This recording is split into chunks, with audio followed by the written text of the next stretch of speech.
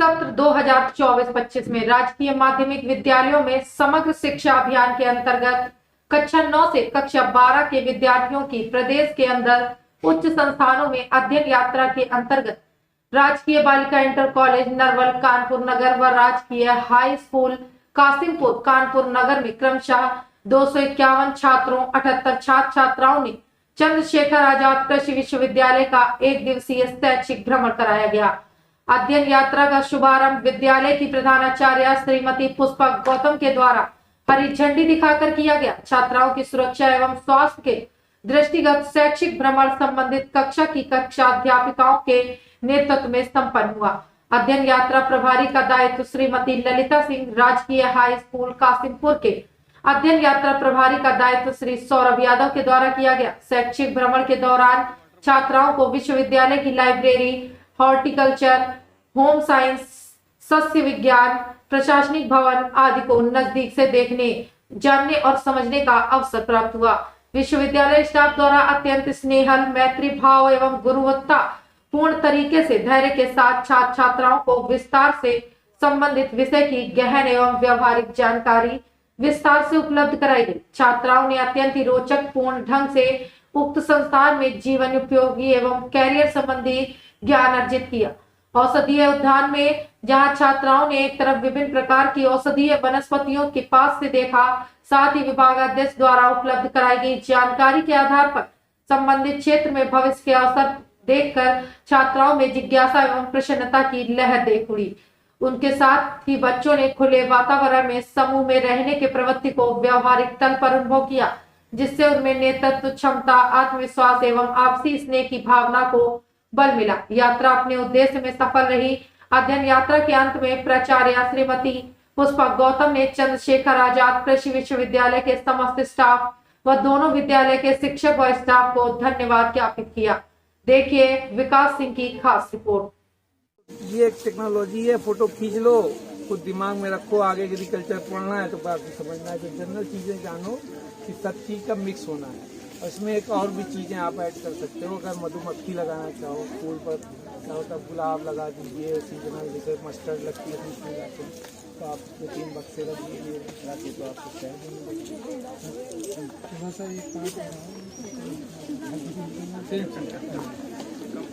तुम लोग कई बार बताते क्या कर दिया है, प्रकृति का एक नियम है, नियम को हमेशा याद रखो। बायो वाले बच्चे पहुंचे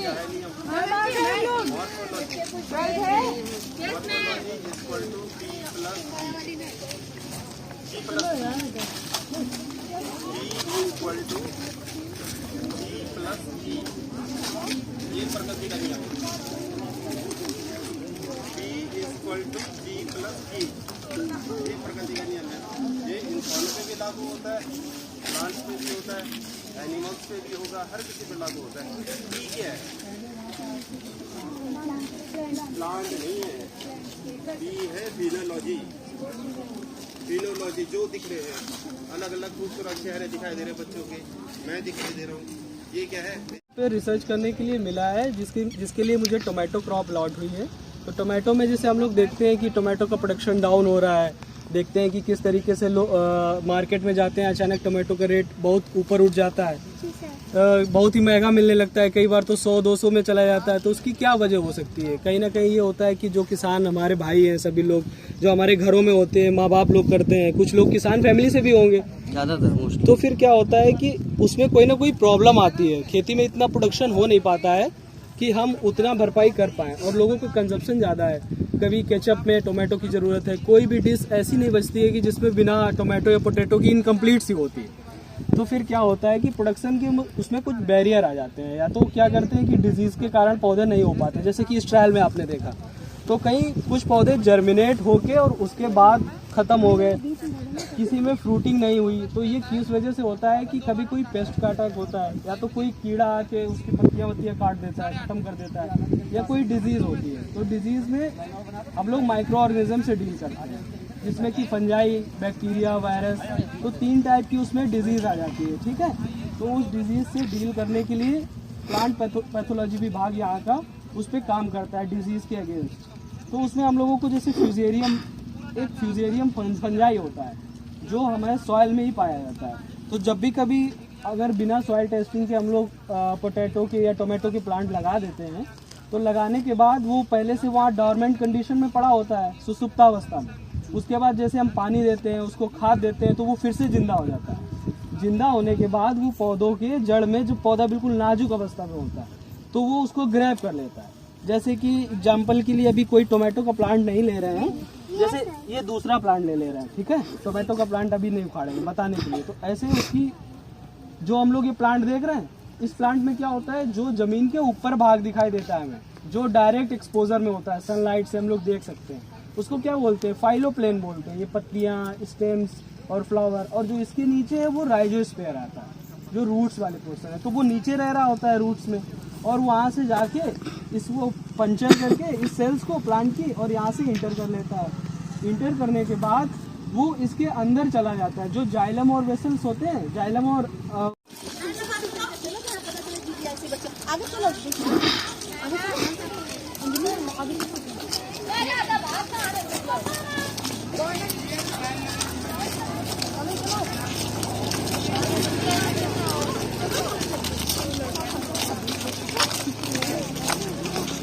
हम लोगों की दूल्हा नहीं जा रही है।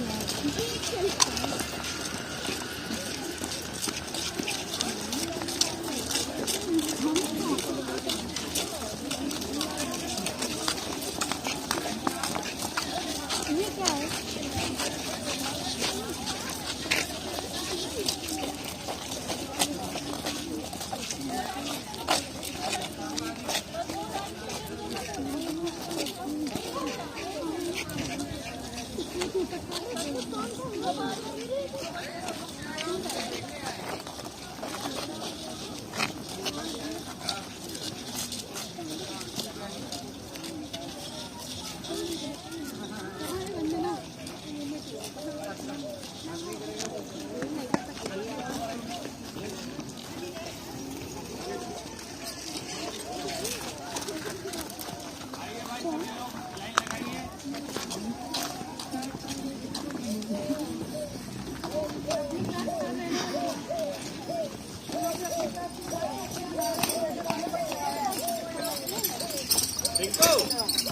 सभी बसें घुमवा के एक बस इधर से घूम जाएगी, और वही जो वो लगी स्टैचू, बस वहीं पे पांडे जी के पास सबको लगवाओ,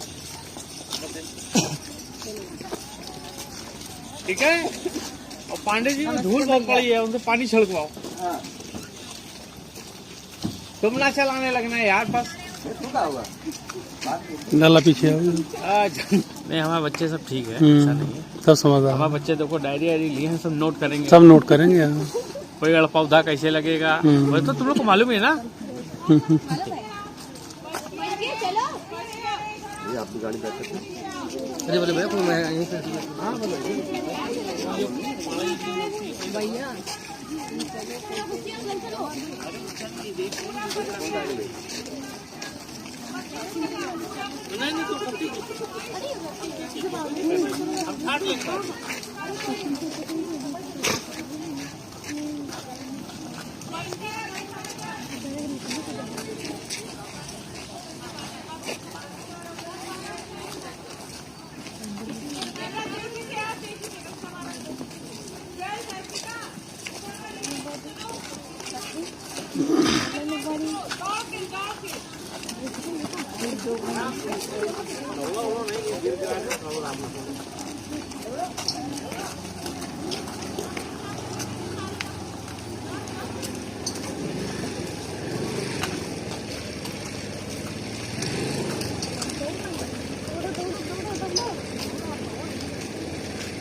चलो आराम चलो, नीचे देख के चलना।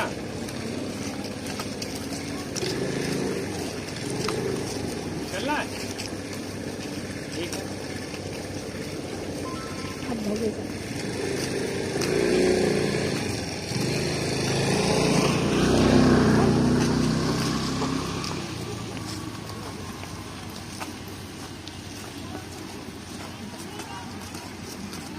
बहुत बच्चा है।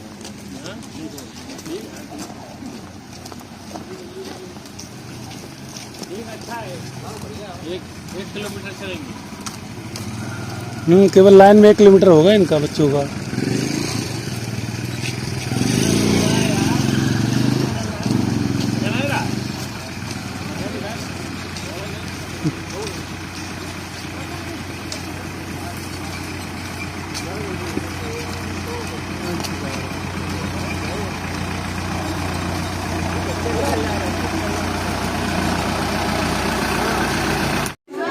कौन से देखो कौन से प्लांट दिख रहे हैं, जैसे कि सामने देखो दिख रहा है हमारा बॉटल फार्म, बॉटल के लाइक स्ट्रक्चर है भाई। हमारा फिस्टल फार्म देखो, फिश की तरह पीछे की जो रहता है वो फिस्टल फार्म है।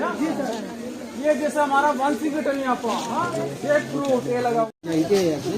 हाँ हाँ हाँ, BPA।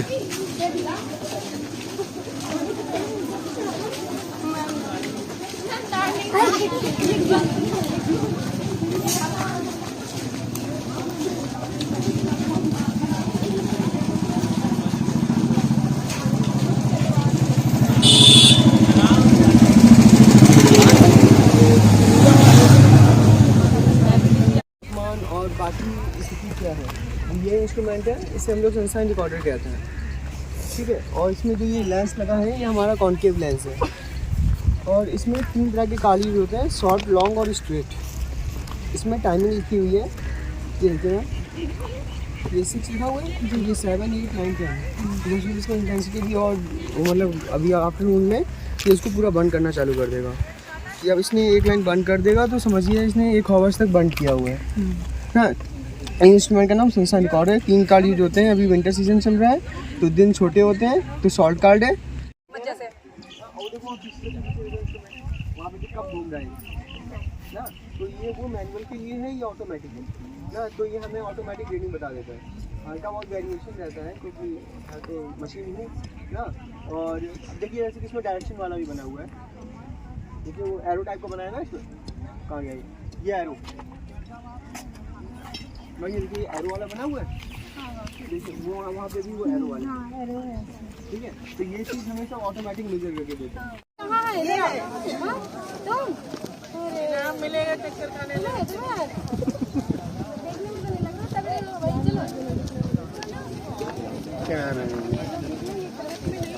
जल्दी जाओ, तुम्हें सुनो, नोट करते जाना जो जो देखा है, समझ रहे हो।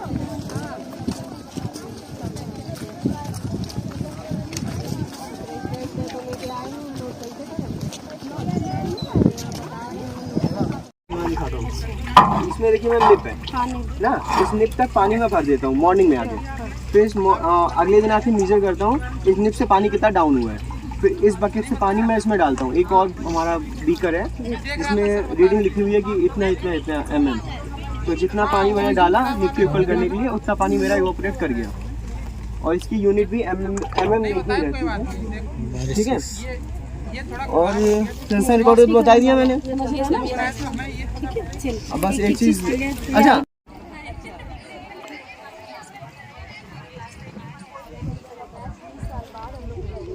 कोई कुछ भी हो गया, टेम्परेचर गिर गया, लेकिन ये कम नहीं होगा। ये अपना जहाँ पे पहुँच गया वहीं तक रुका रहेगा। ये मिनिमम थर्मामीटर है, इसमें रात में जो लोएस्ट वैल्यू आती है वहाँ पे आकर के ये स्टैंड कर जाता है। उसके नीचे फिर अगर टेम्परेचर डाउन होगा तो ये गिरेगा, अगर बढ़ता है तो ये वहाँ पे रुक जाएगा, ठीक है।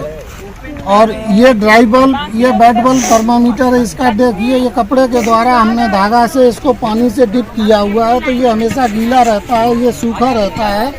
इन दोनों के टेम्परेचर को नोट करने के बाद हमारे पास एक हाइग्रोमेट्रिक टेबल होती है, उस टेबल से मिलान करते हैं और पता चल जाता है कि वातावरण में कितनी नमी है, कितनी आर्द्रता है, ठीक है। और इससे डे और नाइट का मैक्सिमम और मिनिमम टेम्परेचर हम लोग नोट करते हैं। कौन सा? ये ऑटोमेटिक होता है।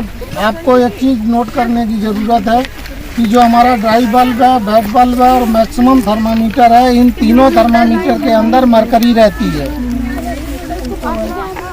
किसको?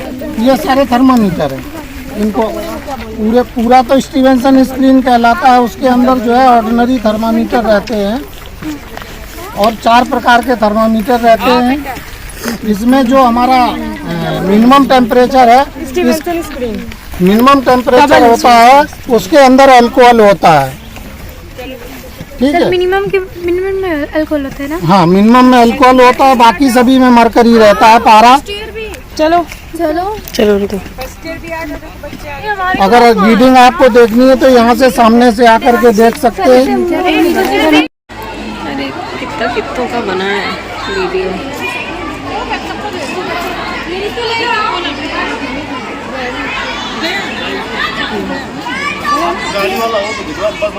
हाँ मैम, आज आप अध्ययन यात्रा पे आई हुई हैं, तो CSA का भ्रमण किया और क्या आप इसी के संदर्भ में कहना चाहेंगी?